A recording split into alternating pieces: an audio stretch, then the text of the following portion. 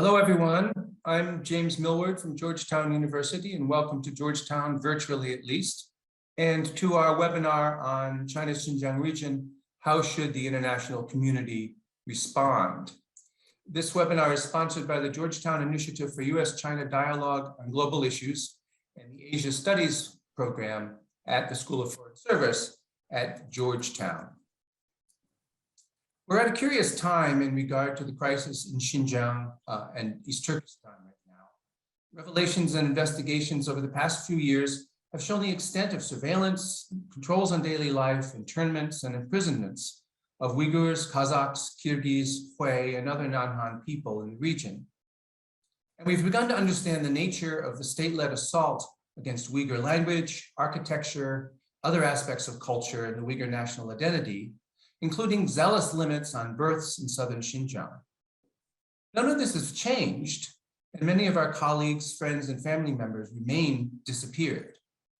Yet large numbers of people have apparently left the camps, either sentenced to long prison sentences or graduated to work as transfer laborers. Large numbers of people who weren't in the camps have been channeled into factory work as well, often far from their homes. US and European governments have focused on the forced labor issue in developing sanctions on individuals and on companies in and associated with Xinjiang. The US Uyghur, the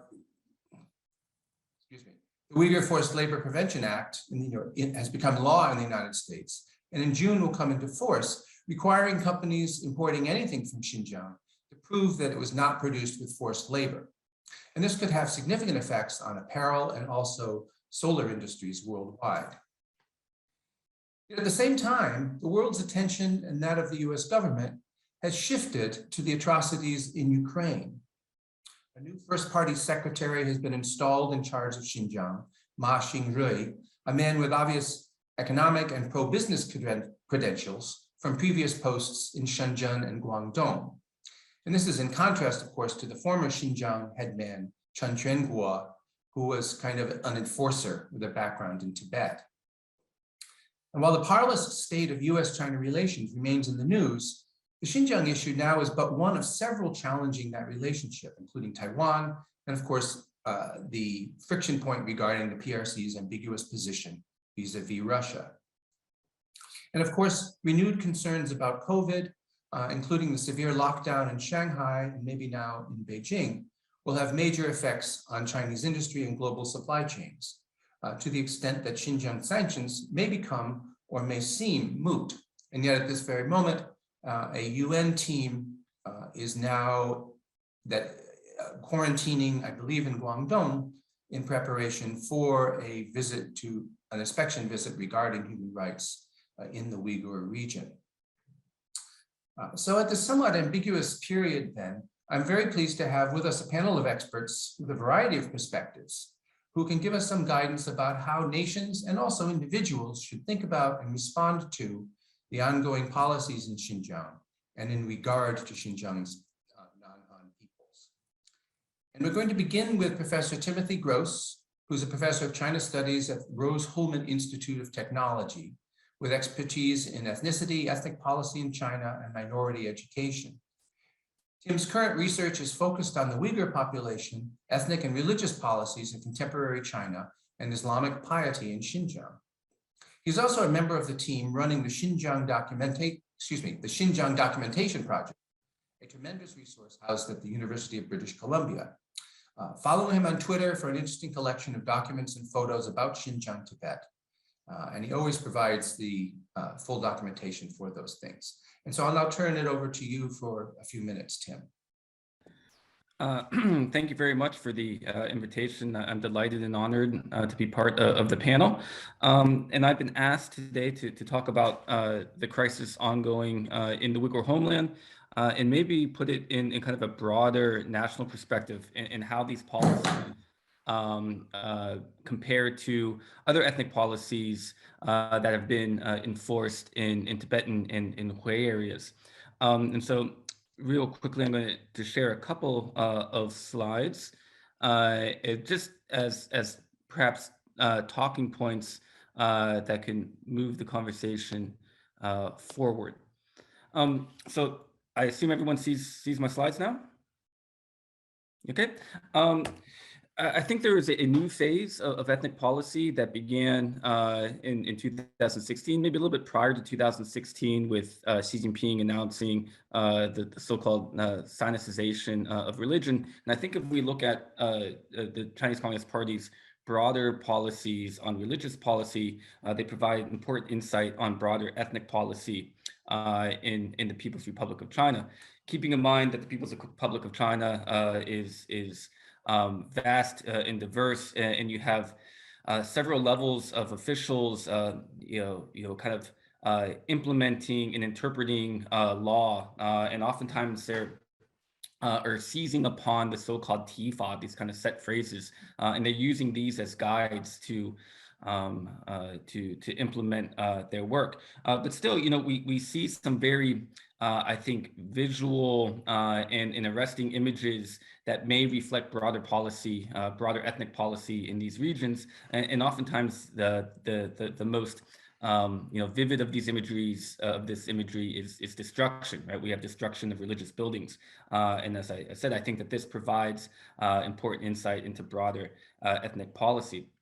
And I always like to remind individuals that according to the Chinese Constitution, citizens of China have the freedom to believe in religion, but such freedoms aren't extended to belief. In fact, only quote unquote normal religious activities are protected by the Constitution. So this gives a lot of flexibility to officials in various regions to interpret and decide for themselves what can be considered as normal religious activities. And certainly in Xinjiang, I think we see an extreme case where most forms of religious activity have been deemed by officials as abnormal and therefore illegal. So this photo is from a religious building in the Xinjiang Uyghur Autonomous Region that I took in 2014. So these posters were hung outside every religious site in the region during the early and mid 2010s. And these were extended to so-called abnormal dress. So again, we see this broadening of what is considered abnormal and therefore illegal religious activities to the extent that pious appearances were deemed as extremists and therefore banned. And these policies were extended even further and intensified with the creation of the so-called re-education centers. And many of the people that found themselves detained in these facilities were detained because, in fact, they had maintained a pious lifestyle, and they were expressions of their religiosity, and those were the reasons for their extrajudicial incarcerations. And in the meantime, there are broadening restrictions on who can pray. And so essentially, if you have a family member or yourself has any connection with the government, or if you have a child in school, you're no longer permitted to pray inside a mosque. And there are several mechanisms to make sure that those policies are imposed uniformly. And then, so not only are these policies directed towards religious spaces, but then the homes, and more specifically those areas in the homes that blur the divides between sacred and profane, they're being removed en masse. More specifically, the supa, or the raised platform, oftentimes the center of family activity, but also the site of many important life cycle rituals that have religious underpinnings to them. These platforms have been removed from houses, and of course, government officials have infiltrated the homes in the so-called homestay program. So now, the one last area in Uyghur communities that, in fact, was kind of insulated from the government's watchful eye has been pried open and is now a site for government intervention. We see some of these similar policies being implemented in Hui communities, but certainly not to the extent. Most of the types of repressive policies for Hui communities vis-a-vis or within the context of religion has to do with the destruction of certain architectural elements of mosques, more specifically domes and minaret, with maybe the most widely covered news piece being in Xining in the Dongguan Mosque, which is one of the largest in China, and its domes and minarets were removed in 2021. But we don't see the type of invasive policies that we see in Xinjiang. Yet all of these policies, the removal of mosques, domes, and we have curbing on some Arabic schools in Hui communities. And of course, we have the extreme policies in the Uyghur homeland. They're being fueled by an Islamophobia that is, I think, has intensified in China. And curiously, this type of speech is permitted to a certain degree on Chinese social media, which is supposed to be heavily censored, especially the type of speech that is detrimental or harmful for other ethnic groups. The Tibetan persecution is not as visible, and it's mostly isolated to monastic communities, keeping in mind that monastic communities provide that spiritual link between the secular and the faith, or the secular and religious communities, and with the Sangha, or the community of monks and nuns, with this transmission, this chain going all the way back to the historical Buddha. So a lot of the persecution and repression is occurring within the monastery, with controls on reincarnations, the documentation and records of reincarnations, the type of curriculum that's being allowed in the monasteries, and quotas being placed on monks and nuns. And so, on the surface, and just doing a kind of a cursory glance at Tibetan Buddhist communities in the People's Republic of China, especially in places like Amdo and Kham, it appears as if it's thriving, though one of the reasons it has this appearance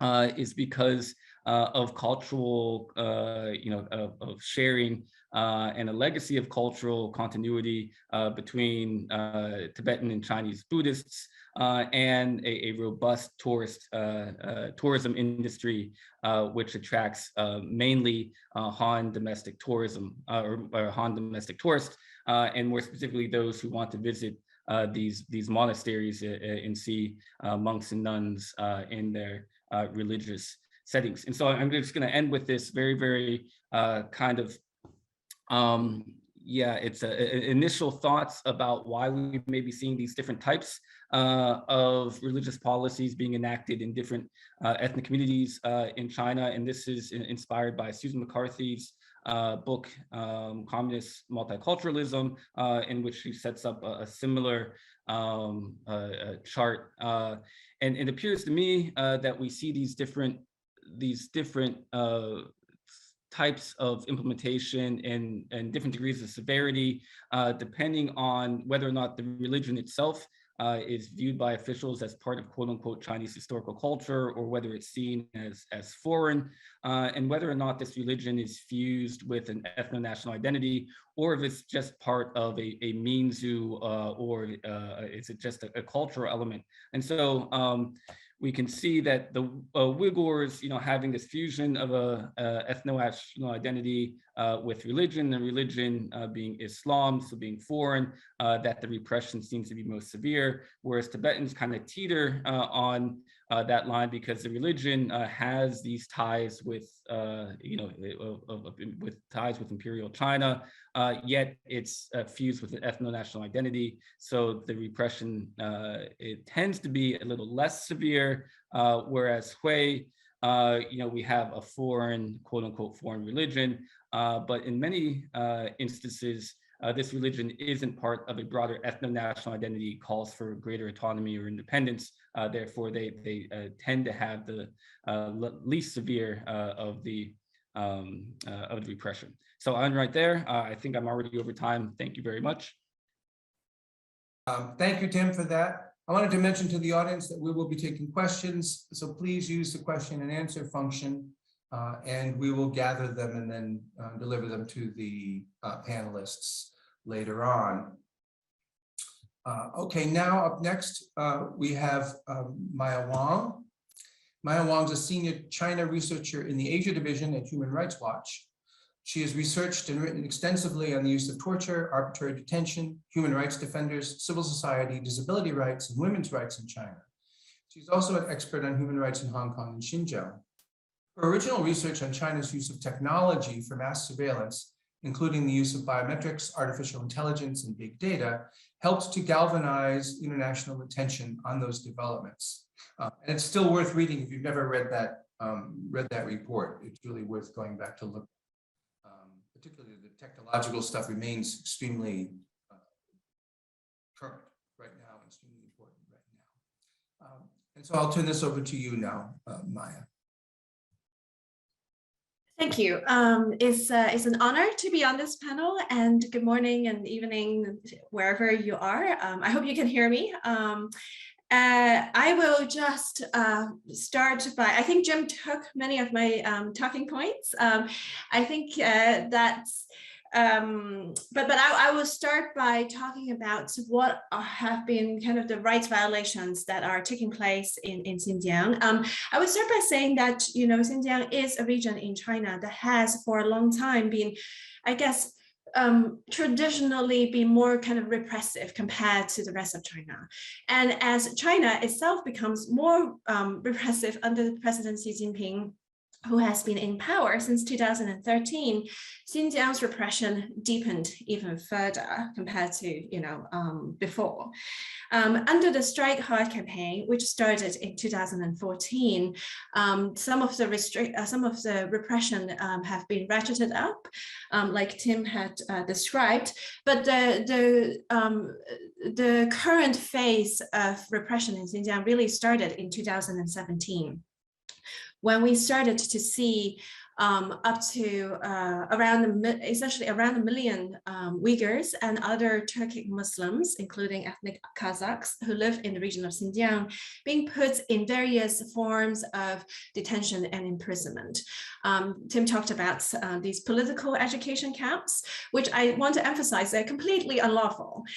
Despite what the Chinese government says, people do not have lawyers, they do go through courts, and then they are essentially taken to these facilities where they're held indefinitely and subjected to indoctrination. They're not allowed to speak their own language. They're tortured if they do speak in Uyghur or Kazakh, and if they pray or if they have any kind of religious expressions, they are punished in these facilities. Now, there are a lot of people also are held in prisons, which are, facilities that are prescribed in law, but nonetheless, they are held in, they're imprisoned for long periods of time for quote unquote crimes that also have very little basis essentially in kind of Chinese law. People are being imprisoned for, having attended a neighbor's prayer meeting or a prayer because the neighbor had died 6 years ago. These kind of behavior that people did many years ago are now being used as evidence of their crime, in which they are then given long prison sentences for. We're talking about an average sentence of 12.5 years in prison for these kind of lawful behavior. And I think both the use of political education camps and these long imprisonment are shocking by many standards, even I think China's at the time in 2017. So the rights abuses in Xinjiang are not limited to what has been happening in detention facilities or prisons, but also outside of these facilities. The use of mass surveillance, the forced collection of biometrics, everything from DNA to obviously, people's facial images, but also their movements through tracking through their cell phones. People are required to go through checkpoints continuously every day, even just going to work, where these checkpoints in turn form networks of sensory systems that then track their movements, relationships, and whether or not there are irregularities in these behaviors. For example, if you use WhatsApp instead of WeChat in Xinjiang, that is reason enough for police to interrogate you and then to be sent on to these political education camps and prisons. Other kinds of violations include the Becoming Family program that Tim also mentioned, where government officials stay in Muslim families with the requirement is about 5 days every 2 months at least, where these are in part, they're called homestays. That sounds almost like some kind of vacation, but in fact, I mean, these are part surveillance roles and in part indoctrination roles, where Uyghurs are terrified when these carters come into their homes, invading their homes essentially, where their behaviors can be reported, and if they don't comply with that kind of whatever instructions that the carters give them in their homes. So these are some of the examples of the violations that take place in Xinjiang, which range from, obviously how people practice freedom of religion, freedom of expression, to, the use of arbitrary detention. Human Rights Watch has determined what's happening in Xinjiang to be crimes against humanity. And these are some of the gravest violations of international human rights standards and laws. And we have, of course, given a lot of recommendations to the Chinese governments, to the UN and to international community to hold the Chinese government accountable. Nonetheless, I think that the Chinese government has suffered quite a lot of international criticism for its behavior, for its crimes in Xinjiang. And I think it has responded to a large extent by essentially ramping up its propaganda about the region, to say that everything is fine in the region and so on. But also, I think there have been some people being released from political education camps, but the restrictions in the region, like I said, outside of the detention facilities remain very severe. The use of mass surveillance remain, and these mass surveillance systems, I think, were always implemented with the intention to put everyone in that region under such tight gaze, such that they can't really, I think some people described Xinjiang as an open air prison. So obviously the conditions in prison is worse, but outside of it, people are under such tight restrictions that and their spirits have been broken through the Strike Hard campaign, such that the Chinese government is able to impose thorough control on people's thoughts and behaviors. There is also, I mean, the fact is that many Uyghurs remain in disappearance or that they have been given long prison sentences. So the crisis remains, the problem is that we have much less ability to monitor what's going on in Xinjiang. Xinjiang is always a closed off region, but I think given the attention to that region, the Chinese government has also restricted much more the ability for us to look inside the region since the Strike Hard campaign started, and it became much more, the abuses became well known. And also because of COVID restrictions. Now, the UN High Commissioner on Human Rights is about to visit the region, as Jim had mentioned at the beginning. This would be the first time UN High Commissioner on Human Rights has been able to visit China, I think, in over a decade. It's a momentous visit, but at the same time, we fear that this visit would not be conducted with the rigor that it deserves because of the fact that the High Commissioner has, in fact, been delaying the issuance of a report that her own office had prepared on the human rights violations in Xinjiang. And we fear that under the pressure and manipulation of the Chinese government, her visit would not be a genuine one to investigate what's going on in Xinjiang. I fear my time is up, but I would say that the international responses to what is happening in Xinjiang, the gravity of these abuses has been very inadequate. We see see the US having responded to it in some ways, primarily in the context of US-China competition. But the responses from every other government, most governments in fact, have been incredibly weak, including from governments that have Muslim majority populations. The Organization of Islamic Cooperation, I want to call out, has essentially done nothing to uphold the right to freedom of religion of the people in Xinjiang. So it's an appalling affront to human rights, and from every single actor involved.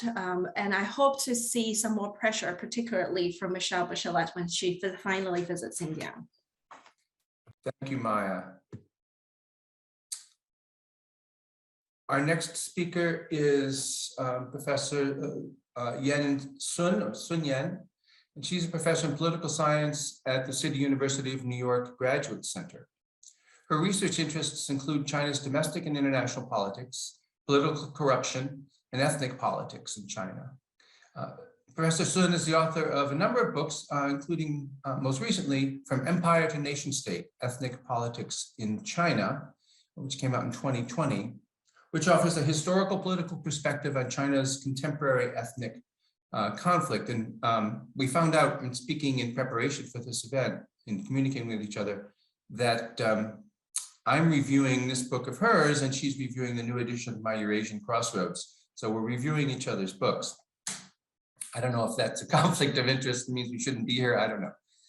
In any case, Professor Sun's book is based on extensive field work in the Uyghur region in Tibet, among Korean populations in Yanbian, and she was asking a lot of very direct questions, really, of scholars, students, cadres, individuals, in society, in these areas about sensitive matters of ethnic policy. And today, when it's actually very hard to hear from Chinese scholars themselves, I was in the PRC, about how all of what we've been talking about appears within China, right? I mean, all we really get are blanket denials from foreign ministry spokesmen. It's very hard because of COVID and other things to actually have the kind of conversations which we might have with colleagues and friends to sort of see how they're seeing all this.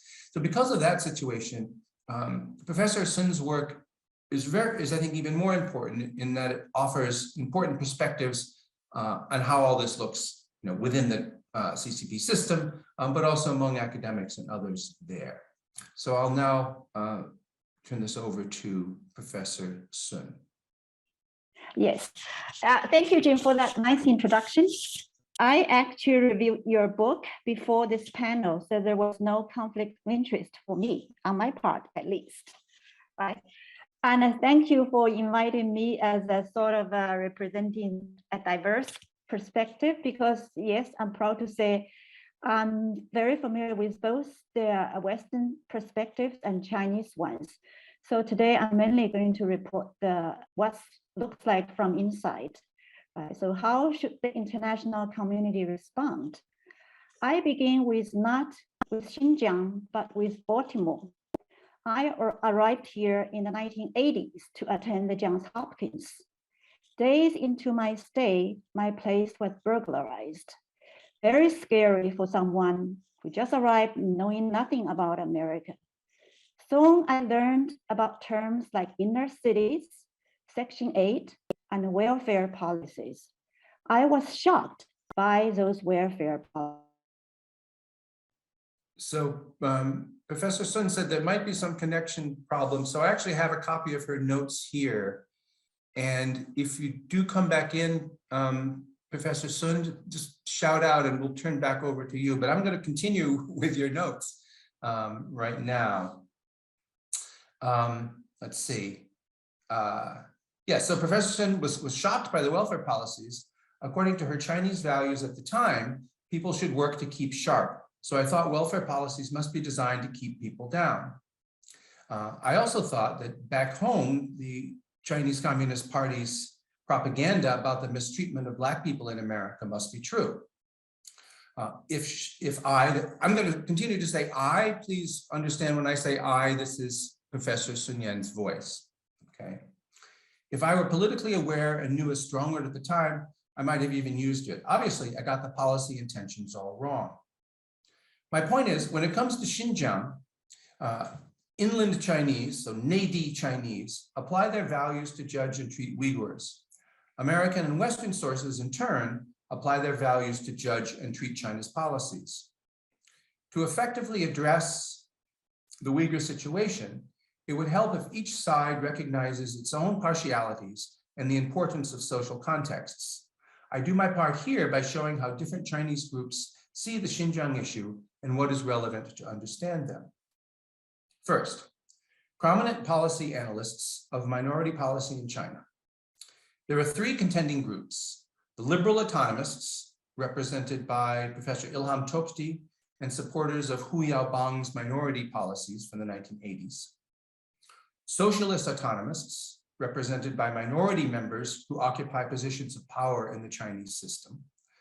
And what Professor Sun calls integrationists, represented by Ma Rong, a prominent anthropologist and scholar with close official ties.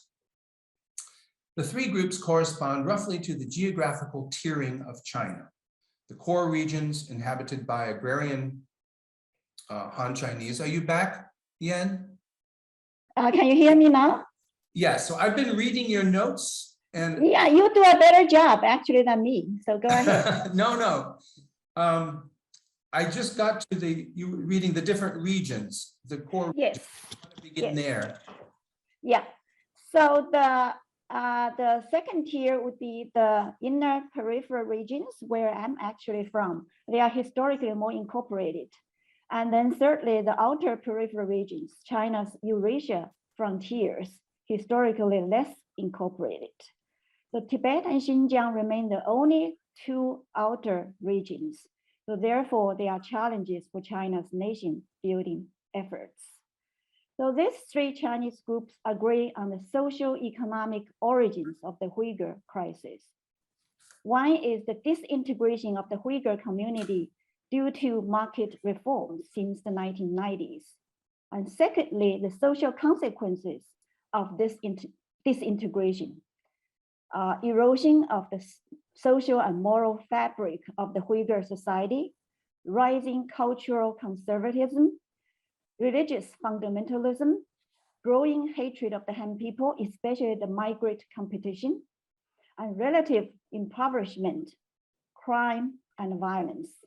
I highlight these factors because China's justification of the so-called re-education centers is to fight terrorism and religious radicalism as state defined. So it does not help to address the Uyghur crisis if we do not acknowledge the existence of those problems, especially violence, right? That China is fighting terrorism and fundamentalism the wrong way is a different matter. So even the three Chinese groups disagree on the solutions, let alone, of course, Western and Chinese sources. So for the liberals, they want more decision-making power in the hands of Uyghurs. For integrationists, not surprisingly, more Mandarin education, job training, and assimilation. Less affirmative action because they think affirmative action provides too much protection and actually keep them down. For socialists, more developmental and distributional policy, and yes, affirmative action. So they are willing, the socialists are willing to tolerate sticks for the sake of carrots. Right? So how do they view the re-education centers? China's white paper calls them 教培中心, education and training centers. So liberals now are silenced. So they would definitely oppose them. The other two groups view the state's intentions as good. So even if many unintended consequences exist in reality, right? So to these two groups, the benefits of development outweigh the costs, right? And the trainings, right? And job assignment. But it is possible to get across to these people Western concerns, right? If the issues are framed in terms of the right way and wrong way to fight terrorism and fundamentalism. They understand the illegal excesses, right? And do not approve of them. But if you just threw denunciations and lectures at them, the integrationists in particular get very defensive, right? And the less informed people among the two groups, right, are even more defensive. For them, the US and the West have a credibility problem. So you can fight terrorism by going into other people's countries and destroy their homes, but we cannot fight terrorism our way at home. So they often bring up the fabrication of evidence that Bush Jr. used to justify the Iraqi war. And they tend to think in terms of American conspiracies, whether it is Xinjiang, Hong Kong, Taiwan, or even the war in Ukraine. So the second group I want to talk about in China are the liberal forces. I'm actually in social media with a lot of them. They are the critics of authoritarianism and government abuses, admirers of Western democracy. But even for them, I would describe their attitude, general attitude for Xinjiang as apathy, because of a lack of information, and also because the Western country or Western sources ethnicize the Xinjiang problem, which does not always resonate with them. So if you characterize the abuses in Xinjiang as patterns that also occur elsewhere in China or structural to the authoritarian system, that would click. For example, in the Chinese system, central authorities usually tell local authorities, here is the outcome I want. How you get there, they care less. So there's a lot of leeway for local abuse, right? Ends justify the means. So I think previously you mentioned, both of you mentioned the Xinjiang abuse is really picked up after 2017. That's exactly after Chen Quanguo, right, took power, because the previous party secretary emphasized a policy of benevolence, which of course was regarded as a failure, right? Also, if you describe the birth control policies as the harsh implementation of family planning in Xinjiang, right, as something that Han people suffered also in the earlier decades, even more harshly, that would also click with, I would say, not just liberals, but Chinese people as a whole. So the equalization family planning policy was enacted after Chen Quanguo came to Xinjiang and enforced the next year.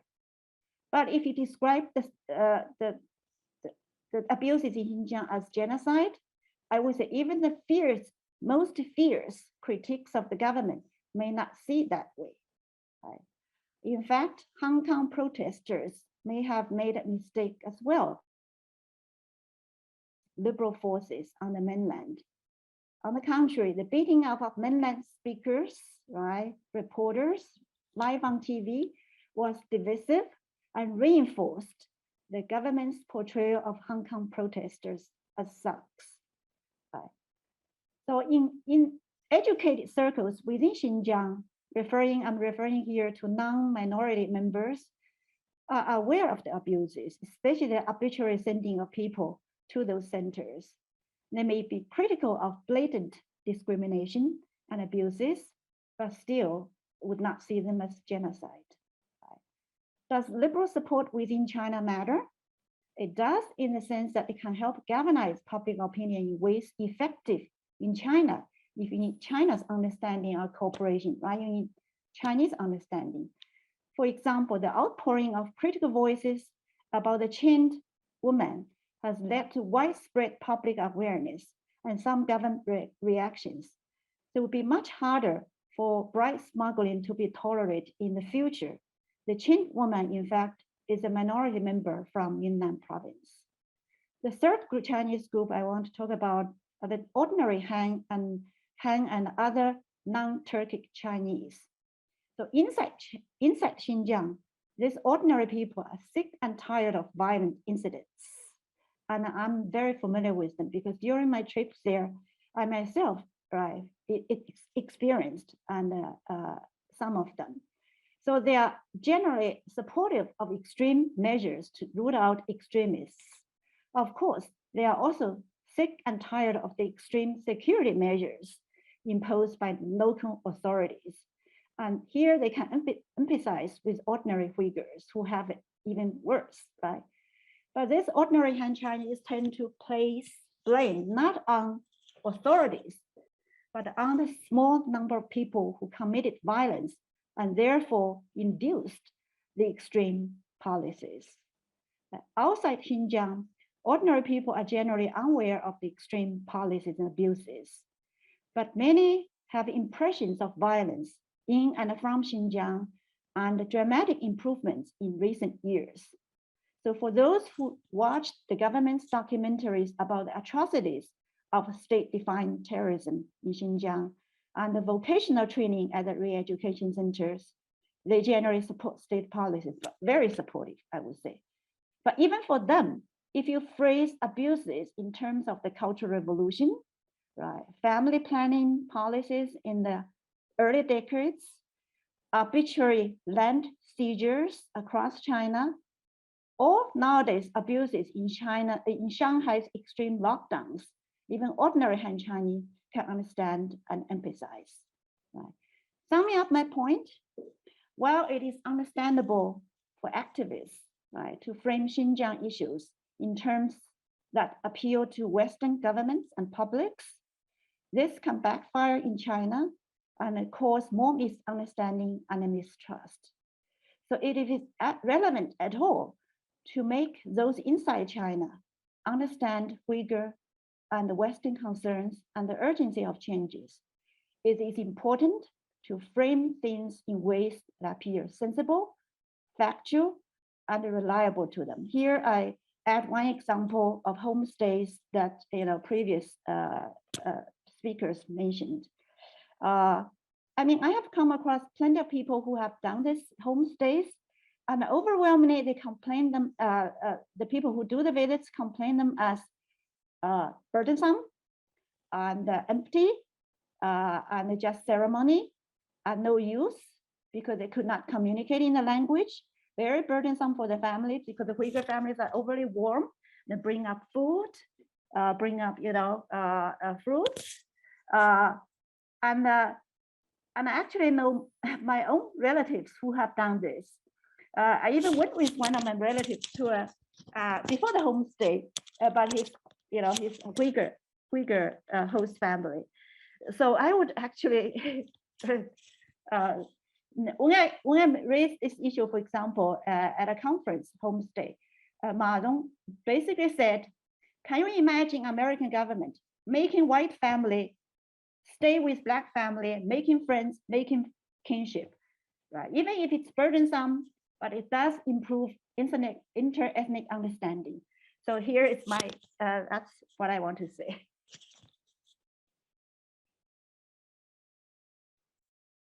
Thank you very much, Yen. There's a lot there for us to think about, and I'm sure we'll be bringing up many things in the question and answers later on. I want to turn this over now to Jeffrey Ngo. Jeffrey is a writer, a historian, and a pro-democracy activist based in Washington, D.C. at Georgetown University. He's a PhD candidate in history. He's my student, adding to our conflicts of interest here on this panel. He's also a policy and research fellow at the Hong Kong Democracy Council. And I say he's my student, but also in the best tradition, I like to feel I'm also his student. So I'll now, we'll turn it over for Jeffrey's remarks. And he's, of course, bringing in a Hong Kong perspective on our talk. Yeah, well, thanks, Jim, for the kind introduction. It's very good to be here. Thank you to the team at Georgetown for organizing this as well. I think I would start by saying I'll start with the historical stuff, and then I'll transition more to the present. And I'll be saying this, in my dual sort of identity as both a historian and as an activist as well, and hopefully be able to respond to some of the remarks made earlier by other panelists. I would just say at the outset, I think the very fact that someone like me is invited to a panel like this, on Xinjiang, offering a Hong Kong perspective, reflects a very important shift in recent years, both politically and intellectually. You know, as recent as maybe 5-6 years ago, it would be hard to imagine a talk exclusively on Uyghurs, or in Xinjiang would have someone speaking about Hong Kong, just because those issues were seen both by activists and by intellectuals or by academics as more separate than they seem right now, and increasingly these issues show that they're more interconnected. So I think that's a very important point. I would say, though, the frontier challenges faced by the Chinese Communist Party right now, whether it's in East Turkestan or Xinjiang, in inner / Southern Mongolia, in Tibet, they largely are mirrored by some of the issues faced by the Chinese Communist Party in Hong Kong and Taiwan, Macau, etc. And a lot of this has to go back to the early 20th century, right? When the Qing Empire collapsed, and the Chinese nationalists, after the Republican Revolution, wanted to recreate a nation state based on those territorial boundaries, and that vision being turned into an actuality, right? By the CCP after they came into power in 1949. Most of what had happened in Inner Asia, the reconquest of Inner Asia, occurred in the 1940s and the 1950s. And Taiwan is obviously an ongoing issue across the strait. And then by the 1990s, the control of Hong Kong and Macau as well, through one country, two systems.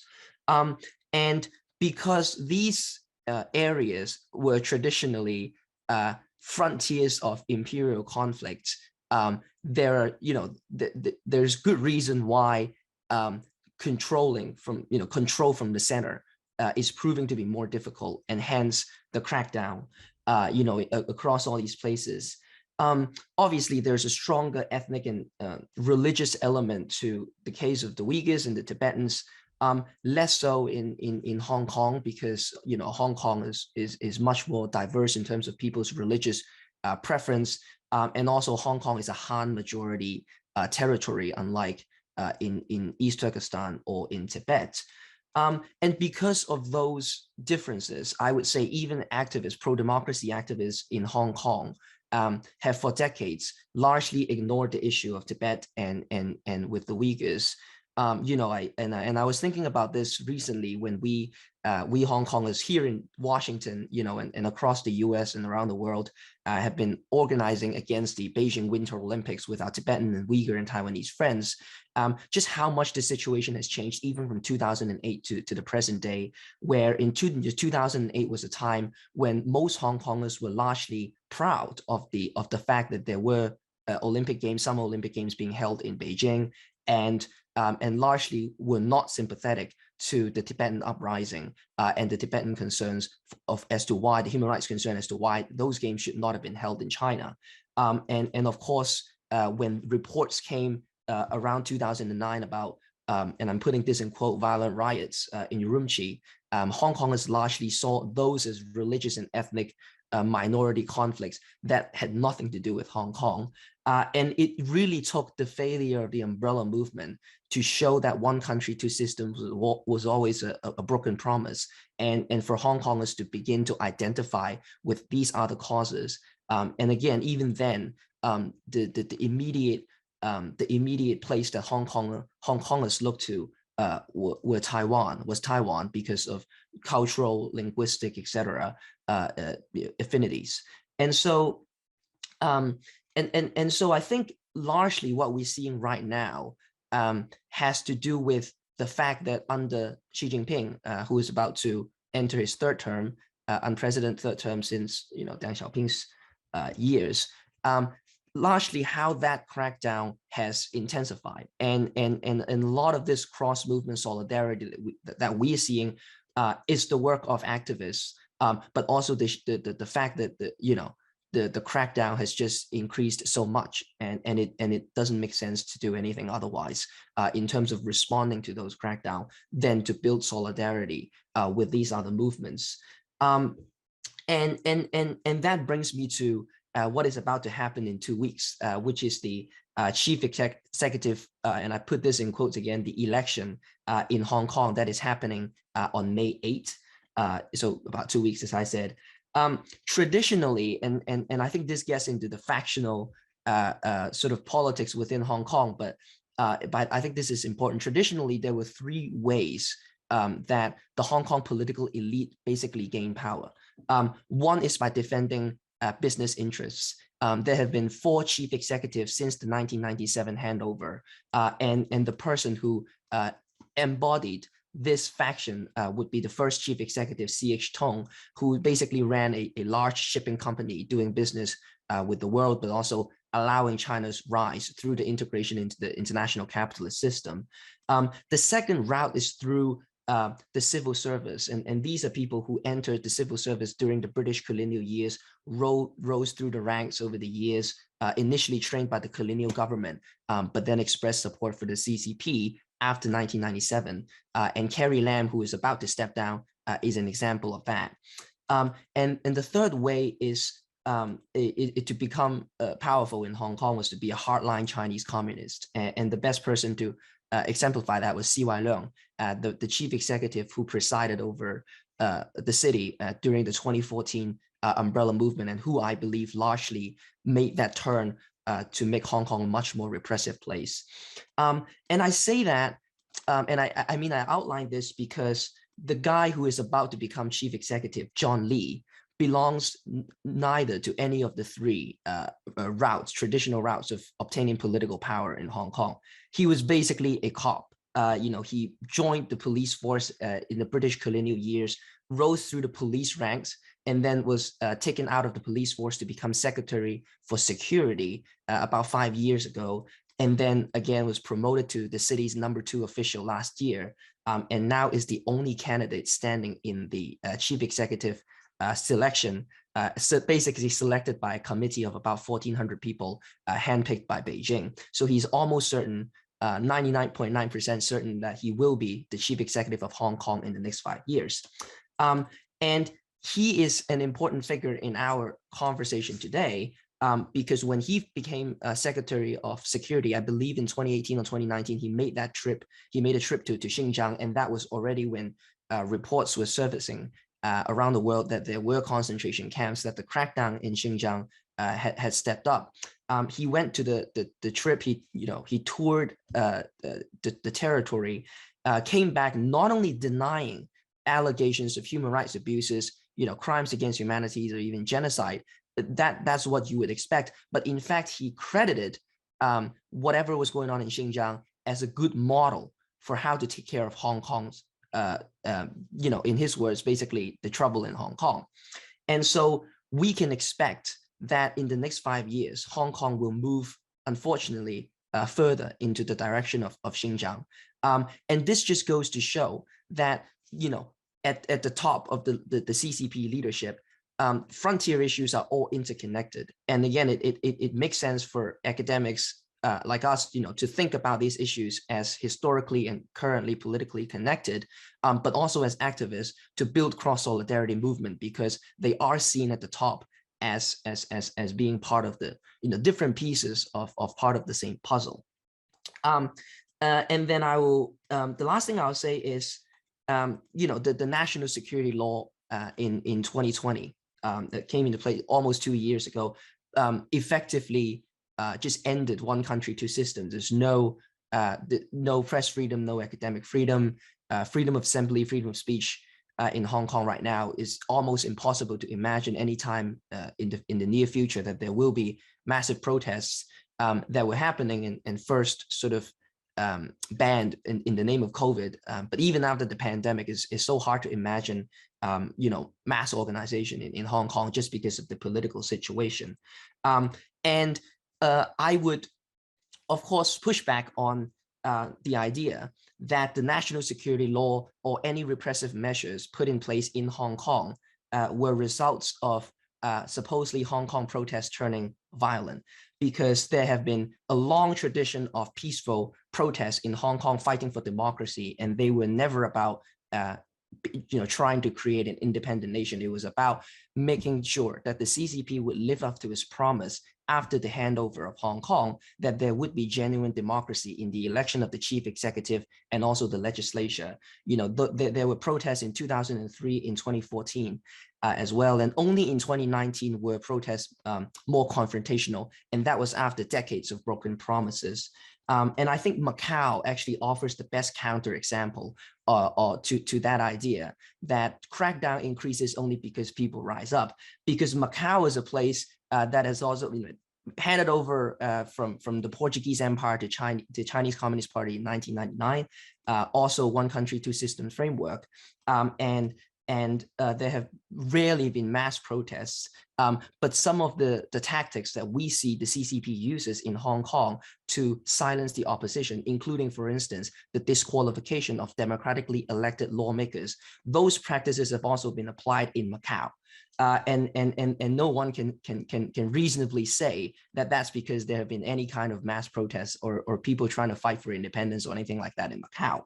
So I would say that it makes far more sense to think of these frontier territories each as a laboratory of repression, and these tactics get recycled, and we can imagine more digital surveillance, or even more disturbing policies. I don't want to say that they're imminent, but I don't think they're impossible, that have been applied in Xinjiang or East Turkestan, that will soon be introduced in Hong Kong in the next 5 years or in a longer period. So these are again laboratories of repression, and it only makes sense for us to talk about these places together if we are to understand what's going on in Xinjiang or in Tibet or in Hong Kong, in Macau, and hopefully not in Taiwan, but again, from the perspective of the CCP, these issues are all connected.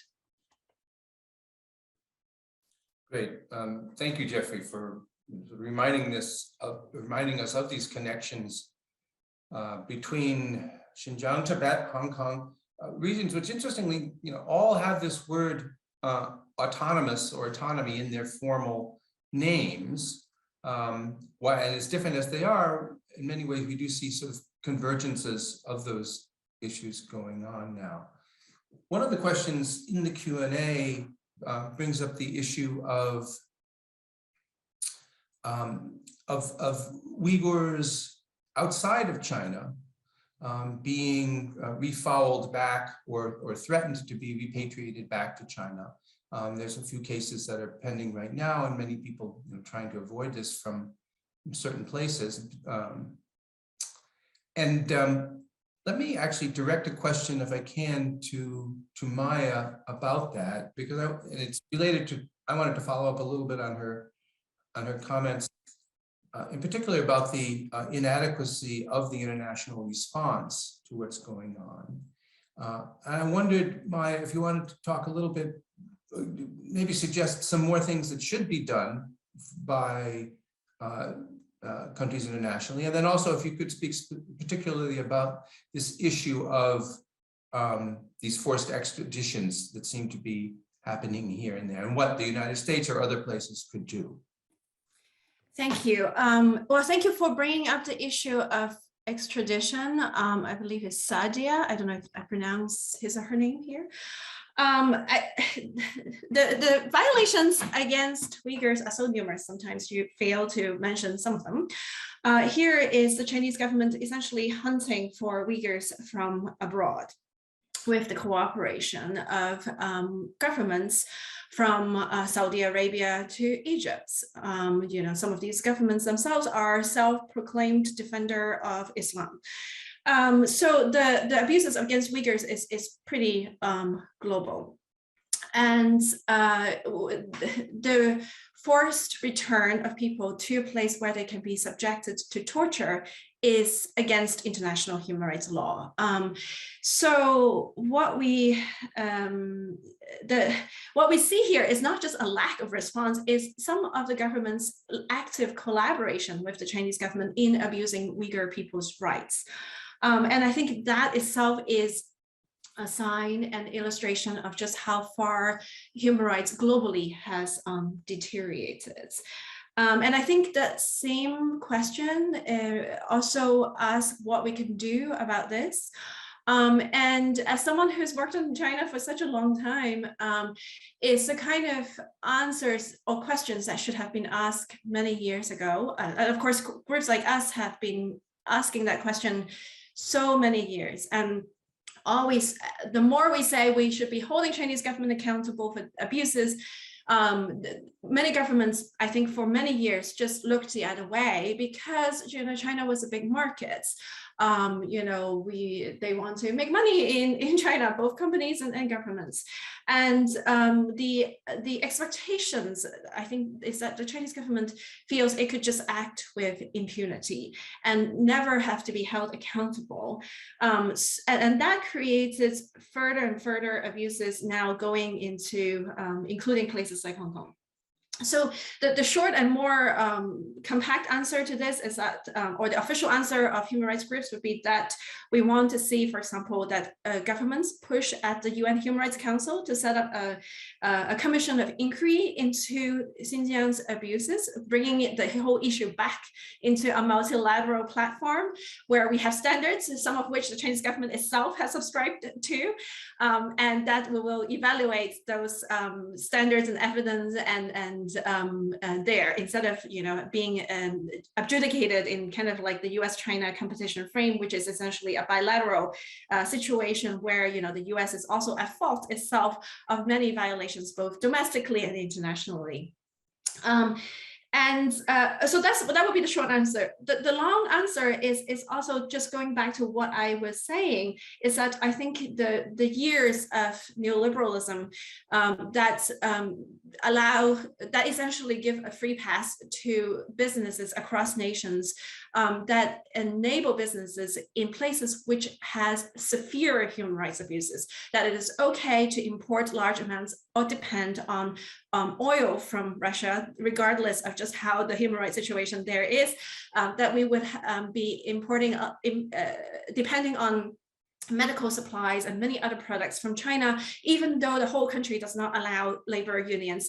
And that was somehow widely accepted as an international practice.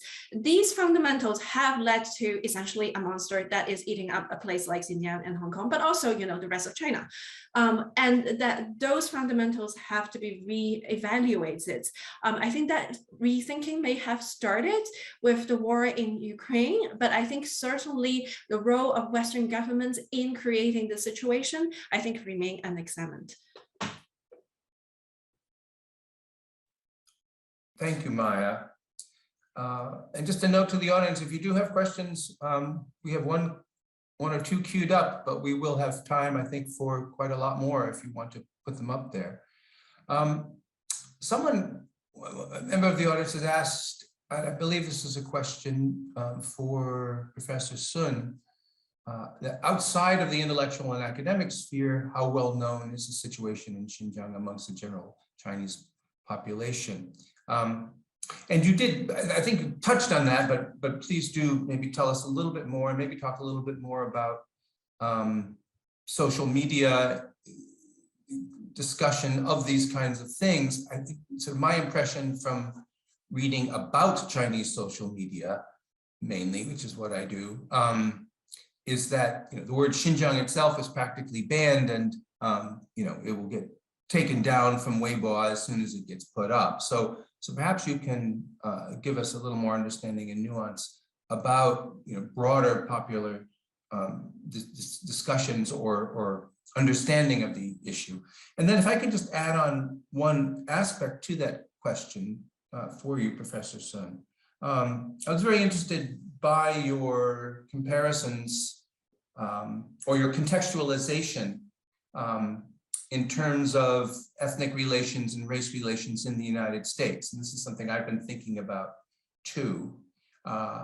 And I'm wondering if in broader or academic circles in China, are those kind of comparisons also common? Is this something that you're thinking of yourself, or is it something one might see in the discourse in China, either as a kind of whataboutism, as you mentioned, or as, for example, way back when, Ma Rong actually famously evoked the idea, I think it was Ma Rong, famously evoked the idea of the melting pot from American tradition, which is a complex and problematic concept here, but in a way that started some of this discussion there. So the way in which our conversations in the United States and in China about race and ethnic relations, they are kind of dancing around each other in interesting ways. So I'd like to hear your thoughts on that.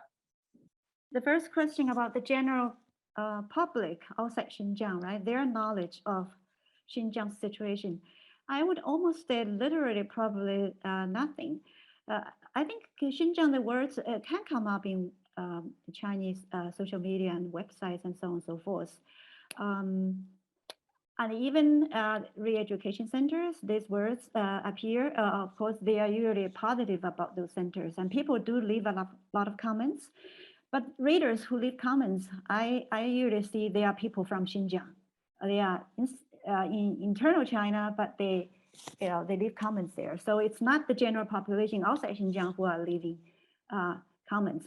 So the general population outside Xinjiang usually has very limited, but rather probably biased, right, experiences with Uyghurs. Usually it's migrants. So usually they don't realize, I mean, you cannot blame them either. They usually don't realize that when Uyghurs migrants in inland China, it's like almost a foreign country for them in terms of language, culture, ways of socializing. I think immigration studies scholars tell us that immigration patterns usually impact by social networks where your families already are, right? But those Uyghurs have very little of that inside China. So once they move inside China, it's very hard for them to apply for licenses, to make friends, to even have people help them. So very often at the beginning, they become what Chinese public perceives as petty thieves, criminals. So that I would say that stigmatization has stayed in people's minds. So if as soon as you mention Uyghurs, oh, it's that kind of impression. So it's very hard to regain, I would say, the trust. It's very hard because China is a very homogeneous country in inland China. Because I have been a minority in America, so I can see both ways. But for most Chinese, they don't see that way. So they see everybody as the same. So they don't see their particular difficulties. So if you talk about crackdowns in Xinjiang, oh, of course, those criminals. So this is so it's very hard, I would say, to get public sympathies. And for comparisons between the racial situation in America and China, Ma Rong originally, because he studied in America at Ivy League, right, is very positive about racial relations in America, precisely because he was at Ivory Tower, Ivy League campus, melting pot, intermarriages, people getting along. So he wanted that for China too. But China's population, ethnic population, especially Uyghurs and Tibetans, are concentrated in their homeland. But he wanted them to be equal citizens, to have opportunities everywhere. He thinks it's wonderful for them. If they are stuck in one place, it's not good for their personal development. With probably not enough appreciation for their, by the way, Ma Rong himself is a minority, but because he was born and raised in Beijing, and Beijing people in general have very little appreciation for dialogues. I was not from Beijing, so I could speak several dialogues. I can appreciate local dialogue, but someone from Beijing, they want to push Mandarin everywhere. So I would say for Uyghurs in China, inland China today, it's still very hard for them to get housing. Landlords usually do not want to rent it to them. Also because of cultural differences, right? When I interview someone about this, he said, "Oh, they say one person is renting, but then they bring 10 people, and if I complain, they fight with me." So they have that kind of impression. But more recently, I would say there have been far more TV reports of racial relations in America, biased too, because they don't really understand relations. For example, the report COVID deaths are more in the poor communities. Vaccination rates are lower in those communities, and no grocery stores in those communities. Because I'm from New York, I know why there are no grocery stores in the inner cities, but TV stations, they don't know here. So they give the impression of that kind of wonderful things in China's ethnic regions. But there are also a few scholars who do know the situation in America. They would say actually the Tiger Mom approach in Xinjiang and Tibet is actually not at all bad compared with the do nothing approach in America, in terms of do nothing about inner cities, homelessness, and Chinese TV show a lot of homelessness. The tents erecting up in Los Angeles, across California, and idle people, right? Because of universal income, this debate, this is shocking to Chinese people, right? How can you just give people free money? People have to work, right? So this is their basic values. So this is so in comparison, they feel the Chinese approach of uplifting people out of poverty, of doing something for them, right? Proactively giving them jobs, transferring them to places with jobs, is actually more positive. Because otherwise, there are few people who know about this. The crime rates for poor communities are also very high. And if they end up in prison, especially private prison, it's not necessarily much better. But of course, they mainly criticize this as a matter of hypocrisy, credibility problems. I don't know if I have answered the question, but that's how I feel. No, thank you, Yan. Well, let me now go to Tim, and then I'm going to go to Jeffrey after that. Tim, I wondered if you had some general comments or responses. Yan in particular has given us a lot to think about in these broad comparisons between the U.S. And China. And I don't want to lay all this on you, but I think that there's some issues about how people in China understand what's going on in Xinjiang and elsewhere. But also and how the international community and how U.S. leaders maybe message about it. And I'm curious, since you're someone who's been, very involved in gathering information and like me, running around giving lots of talks, messaging exactly about it. So I'm curious what you think about some of her comments. But then also there's a question here in the listing about comparing Hong Kong and Xinjiang, and to what extent does religion matter there? So that would be the second question, which I'd like you to address, perhaps Tim too, but then we'll go to Jeffrey after that. If those aren't too complicated a set of instructions. To you now, Tim. It's a great question. The first one in terms of,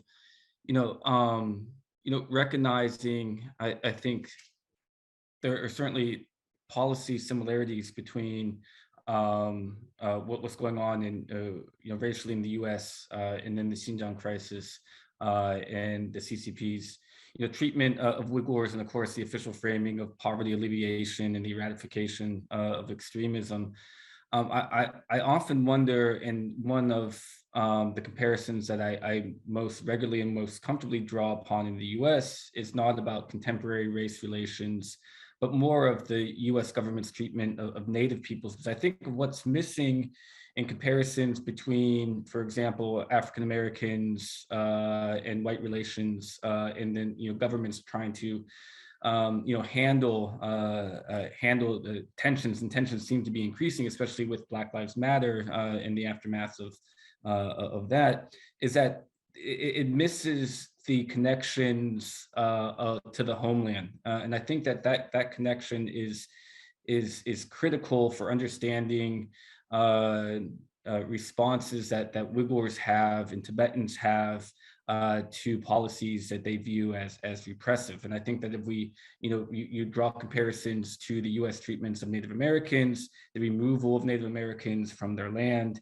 the creation and maintenance of boarding schools, which of course in contemporary China, there are national level boarding schools for both Tibetans and Uyghurs. And for Uyghurs, they actually predate the kind of the boarding schools that have been constructed specifically for children whose parents have been detained. That we see, I think, clearer similarities between the two. And then again, it makes us, have to be aware that, that these policies are being, regardless of what the official framings are, quite ironically, the U.S. Also framed its rationalized Native American boarding schools as in a sense poverty relief, that they were going to provide skills and training that was going to allow Native Americans to become contributing members of America. And so, again, we see the repetition of this language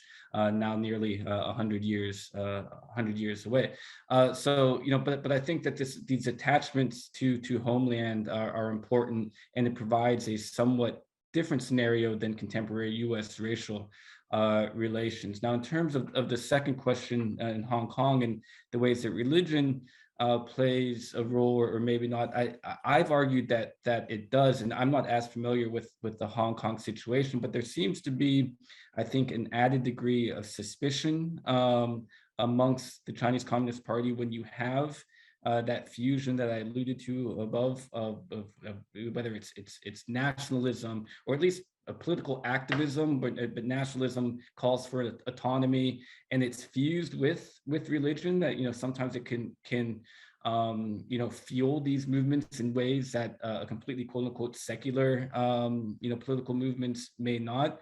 And I do think that complicates the matter in Xinjiang. And what I mean it complicates it, it's justified at least in terms of how the party sees it, even harsher responses, because it's not just calls for political, for more, political autonomy, but that these calls have been, they've been strengthened by this kind of these underpinnings in maybe religious sensibilities that may not be as present in Hong Kong. But again, I'm not as familiar with the movements in Hong Kong. I think Jeffrey would be a lot more credible and qualified to comment on those. Yeah, for sure. I'll answer that question, and then I'll circle back to some of the points relating to the U.S. as well, just so I can also help respond to earlier questions. I think the religious angle does matter in Hong Kong, but obviously not to the extent that it does in East Turkestan or in Tibet. I remember when I was a child growing up in Hong Kong, this probably was either in the late 90s or the early 2000s. One of the earliest tests of one country, two systems after the 1997 handover was the question of whether Falun Gong practitioners from mainland China could enter Hong Kong, because that was after the crackdown by Jiang Zemin on the popular religion in China mainland itself. And at the time, it was a big deal in Hong Kong. And from what I recall, those folks were allowed in, and there have been some Falun Gong presence over the decades in Hong Kong. Now is a very different story right now, and I think to express sort of political opposition to the government with the religious flavor to it is going to get most people in further trouble. But I would say though, it's not perfect. The religious community is not perfectly aligned with the political causes, and I say that meaning it's not as if the Catholic community or the Christian community or whoever are unified in any kind of way with one set of political beliefs. So Joseph Zen, the cardinal of the Catholic Church, very famous cardinal of the Catholic Church in the 2000s, I think he retired in 2009, but he has since been, he's in his 80s right now, but he's been one of the most strongly anti-CCP figures in Hong Kong. But that he's obviously an inspiration to many Catholics in Hong Kong and also non-Catholics. But that is not an indication that the Catholic community in Hong Kong is unified against the government. It's the same story with Christian churches. There are churches that are pro-government. There are also churches that have been very vocal in their support of the 2019 protests. In fact, one of them had their HSBC bank account frozen because the government accuses it of money laundering, which is a common tactic that the government now uses, basically using the power of banking institutions in Hong Kong to crack down on sources of funding for protesters. And so I think again, that the religious angle certainly matters, and there are ways that religious practitioners interpret their faith in expressing their political positions, but that can go either way. There are also folks who are very pro-government. So it just speaks to the diversity, I would say, of Hong Kong as a society, multicultural, multiracial society, and how different sort of players are interacting with the protest movement. And Jim, I know because you've also been thinking a lot about the racial ethnic issues, as you said, both relating to China and in the US. So I think I can speak a little about that as well. And also what the first question as to what can be done in the US about the issue in Xinjiang and in Hong Kong. So part of what the good thing that came out of the anti-Beijing Olympic movement was really, as I said, this cross movement solidarity that we've managed to build. And right now, what we actually have been doing as activists in DC is to advocate for retaining the Hong Kong and Uyghur immigration provisions in the America Competes Act in Congress, because they're going through a conference committee process right now. The House bill, which I think is more progressive, includes those immigration provisions that have been stripped away in the Senate bill. And in the past 2-3 weeks or so, I and my Hong Kong colleagues have joined forces with folks at the Uyghur Human Rights Project and the Uyghur American Association, talking to members of Congress on both sides of the aisle, asking them to retain those immigration provisions as they reconcile the two versions of the bill. And that is one way I think the US and other countries around the world can easily support Uyghurs and Hong Kongers who need to flee and who need safety and who cannot safely return back to our homes. And so I think that is a very realistic thing to do.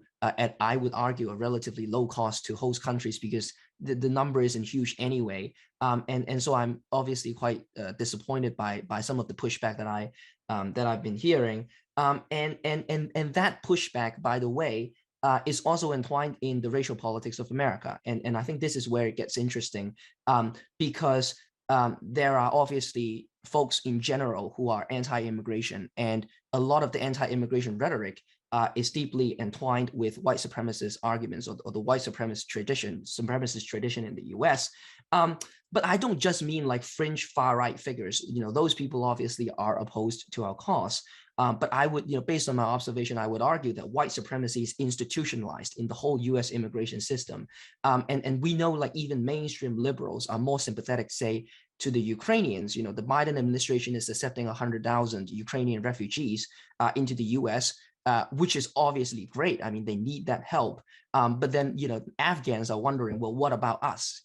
And of course, Hong Kongers and Uyghurs, are right to ask the same question, like, who gets to decide who deserve to be saved and who does not. And then you have certain people on the left, less so on the issue of immigration per se. But again, this is not, I'm not saying that everybody is saying this, but there are influential people arguing that being tough on China in general inflames anti-AAPI violence. And there's a very Americanized way of understanding racial issue. And I would say that reflects a failure to separate the CCP from the Chinese people when they say that. But we know that there's also pushback against some of the China policies that we support and we think will improve human rights situation in China by people who invoke racial tensions here in the United States. So I think there's a lot to unpack, and obviously there's not time for that today, but I just bring these up to show how ethnic and racial issues in China how that conversation can become a part of the conversation about racial issues in the US, and different people interpret things very differently and use terms, the same terms, but mean very different things just because the context is so different. And I think more conversation needs to happen, honest conversations need to happen about those issues. Well, thank you, Jeffrey. I would love to see an outpouring of outrage on PRC social media about how Hong Kongers and Uyghurs are being discriminated against in their efforts to immigrate and asylum in the US vis-a-vis white Ukrainians.